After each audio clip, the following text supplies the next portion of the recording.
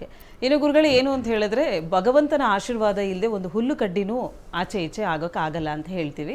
ಆದರೆ ರಾಮನ ಪ್ರತಿಷ್ಠಾಪನೆ ಮಾಡೋಕ್ಕೆ 500 ವರ್ಷಗಳ ಕಾಲ ಹೋರಾಟ, ತ್ಯಾಗ, ಬಲಿದಾನ ಆದ ಮೇಲೆ ಆ ಪ್ರತಿಷ್ಠಾಪನೆ ಆಯಿತು. ಸೊ ನಿಮ್ಮ ಪ್ರಕಾರ ಯಾಕೆ ಇದು ಅಂತ ಹೇಳ್ಬೋದಾ? ಬಹಳ ಒಳ್ಳೆಯ ಪ್ರಶ್ನೆ ಕೇಳಿದ್ದೀರಿ. ಇದು ಕಲಿಯುಗ. ಕಲಿಯುಗದಲ್ಲಿ ತಮೋಗುಣ ಪ್ರಧಾನ ಜಾಸ್ತಿ ಇದೆ. ತಮೋಗುಣ ಪ್ರಧಾನದ ಸ್ವರೂಪಗಳು ಅಂತಂದರೆ ಆಧ್ಯಾತ್ಮಿಕತೆ ಇಲ್ಲದೆ ಇರುವಂಥದ್ದು.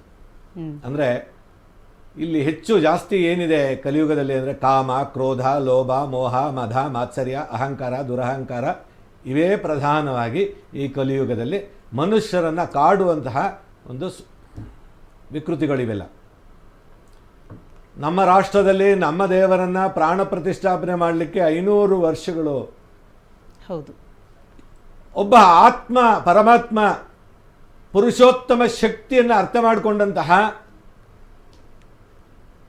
ಜನಗಳನ್ನು, ಅಂದರೆ ರಾಷ್ಟ್ರದ ಜನಗಳನ್ನು, ನಿದ್ದೆ ಮಾಡ್ತಾ ಇರೋ ಜನಗಳನ್ನು ಎಚ್ಚರಿಸಿ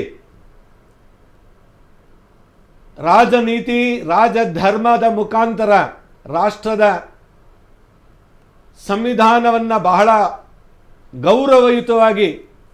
ಗೌರವಿಸಿ ನಡ್ಕೊಂಡು ಸಾಧಿಸುವಂತಹ ವ್ಯಕ್ತಿ ಬರಬೇಕಾಗಿತ್ತು. ಆ ವ್ಯಕ್ತಿಯ ಮುಖಾಂತರ ಈ ಒಂದು ಕೆಲಸ ಆಗಬೇಕಾಗಿತ್ತು. ವಾನರರು ರಾಮ ಸೇತುವನ್ನು ಕಟ್ಟಲಿಕ್ಕೆ ನಳನೀಳರು ಮಹಾವಿಜ್ಞಾನಿಗಳ ಪಾತ್ರವನ್ನು, ಅಂದರೆ ಇಂಜಿನಿಯರ್ಸ್ ಪಾತ್ರವನ್ನು ನಿರ್ಧರಿಸಿದರು. ಅದಕ್ಕೆ ಮುಂಚೆ ಆಂಜನೇಯ ದೇವರು ಸೀತಾದೇವಿ ಎಲ್ಲಿದ್ದಾರೆ ಅಂತೇಳಿ ಹುಡ್ಕೊಂಬನ್ನಿ ಅಂದಾಗ ಆಂಜನೇಯ ಸ್ವಾಮಿ ವಾಯುವೇಗದಲ್ಲಿ ಹೋಗ್ತಾರೆ, ಗಾಳಿಯಲ್ಲಿ ಹೋಗ್ತಾರೆ. ಬೇರೆ ಯಾರಿಗೂ ಸಾಧ್ಯ ಆಗೋದಿಲ್ಲ. ಮಹಾಶಕ್ತಿವಂತರು ಇರ್ತಾರೆ, ಯಾರಿಗೂ ಸಾಧ್ಯ ಆಗಲ್ಲ. ಹಾಗೆ ಯಾರು ಕೈಯಲ್ಲಿ ನೀವೇ ಹೇಳಿದಂತಹ ಮಾತು, ಭಗವಂತನ ಆಜ್ಞೆ ಇಲ್ಲದೆ ಹುಲ್ಲು ಕಡ್ಡಿಯು ಅಲಗಾಡಿಸೋಕ್ಕಾಗಲ್ಲಂತ.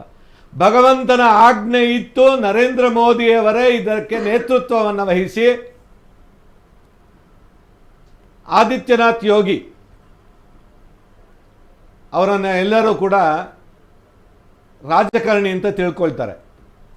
ಸಾಮಾನ್ಯ ಮನುಷ್ಯ ಅವರನ್ನು ಗುರುಗಳು ಅಂತ ತಿಳ್ಕೊಳ್ತಾರೆ. ಇದನ್ನು ಅರ್ಥ ಮಾಡ್ಕೋಬೇಕು.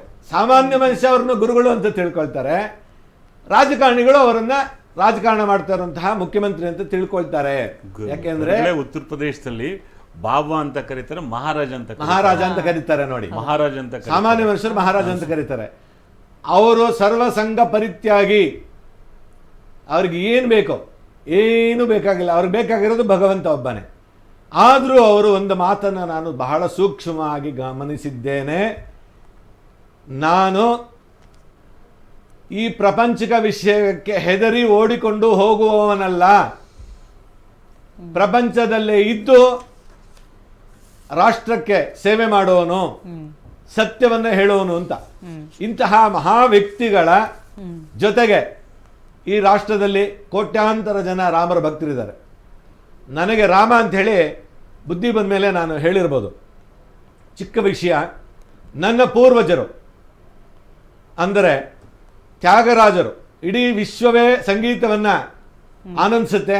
ಆ ಗುರುಗಳು ತ್ಯಾಗರಾಜರು. ಅವರು ಹುಟ್ಟಿದ್ದು ಮಹಾನಂದಿಯ ಸ್ವಲ್ಪ ದೂರದಲ್ಲಿ, ಆಂಧ್ರ ಪ್ರದೇಶದ ಮಹಾನಂದಿಯ ಸ್ವಲ್ಪ ದೂರದಲ್ಲಿ ಕಾಕರ್ಲಾ ಅನ್ನುವಂತಹ ಕ್ಷೇತ್ರ, ಗ್ರಾಮದಲ್ಲಿ, ಕುಗ್ರಾಮದಲ್ಲಿ. ಇಡೀ ವಿಶ್ವ ಈಗ ಅವರನ್ನು ನಾದ ಬ್ರಹ್ಮ, ಸಂಗೀತ ಬ್ರಹ್ಮ ಅಂಥೇಳಿ ಕರೀತಾ ಇದ್ದಾರೆ. ತ್ಯಾಗರಾಜುಲು ಅವರ ತಂದೆ ತಾಯಿ ಹೆಸರು ಹೆಂಗೆ ಗೊತ್ತಾ? ತ್ಯಾಗರಾಜುಲು ಅವರ ತಾಯಿ ಹೆಸರು ಸೀತಮ್ಮ, ತಂದೆ ಹೆಸರು ರಾಮಯ್ಯ ಅಂತ, ರಾಮಶಾಸ್ತ್ರಿ ಅಂತ. ಅಂತಹ ಮಹಾಪುರುಷರು ನಮ್ಮ ಪೂರ್ವಜರು ಅಂತ ಹೇಳೋಕ್ಕೆ ನನಗೆ ಬಹಳ ಹೆಮ್ಮೆ ಆಗುತ್ತೆ. ನನಗೆ ರಾಮದೇವರ ಪ್ರೇರಣೆ ಅಂತಂದರೆ, ಹಳ್ಳಿಗಳಲ್ಲಿ ರಾಮಕೋಟಿಯನ್ನು ಬರೀತಾರೆ, ಹಳ್ಳಿಗಳಲ್ಲಿ ರಾಮ ಮಂದಿರ ಇದ್ದೇ ಇದೆ. ಆದರೆ ಅಯೋಧ್ಯೆಯಲ್ಲಿ ರಾಮ ಮಂದಿರ ಇರಲಿಲ್ಲ. ಲವಕುಶರು ಕಟ್ಟಿದಂತಹ, ಲವಕುಶರ ಮಕ್ಕಳು ನಂತರ ಅದನ್ನು ಬೆಳೆಸಿದಂತಹ ರಾಮ ಮಂದಿರ ನಾಶವಾಯಿತು. ಯಾಕೆ? ಹೊರದೇಶದ ರಾಕ್ಷಸಿ ಪ್ರವೃತ್ತಿಯುಳ್ಳಂತಹ ದರೋಡೆಕೋರರು ಬಂದು ಅದನ್ನು ಹಾಳು ಮಾಡಿದ್ರು. ನಮಗೆ ಬೇಕು ನಮ್ಮ ದೇವರ ಒಂದು ಮನೆ, ಆ ಮನೆಯಲ್ಲಿ ನಮ್ಮ ದೇವರನ್ನೇ ನಾವು ಇಡಬೇಕು, ಅದಕ್ಕಾಗಿ ಮತ್ತೆ ಪ್ರತಿಷ್ಠಾಪನೆ ಆಗಬೇಕು. 500 ವರ್ಷಗಳು ಈ ರಾಷ್ಟ್ರದ ಹಲವಾರು ರೀತಿಯ ಅಂತಹ ರಾಜತಾಂತ್ರಿಕ ವ್ಯವಸ್ಥೆ ಇರ್ಬೋದು, ಈ ಕೆಟ್ಟ ಜಾತಿಯ ಆಲೋಚನೆಗಳು ಮನುಷ್ಯನಲ್ಲಿರ್ಬೋದು, ಇವೆಲ್ಲದರ ಪರಿಣಾಮಗಳಿಂದ ದೇಶವನ್ನು ಒಡೆದು ಆಳುವಂತಹ ನೀತಿಗಳಿಂದ ಅಯೋಧ್ಯೆಯಲ್ಲಿ ರಾಮ ಮಂದಿರ ನಿರ್ಮಾಣ ಮಾಡೋಕ್ಕಾಗಿರಲಿಲ್ಲ.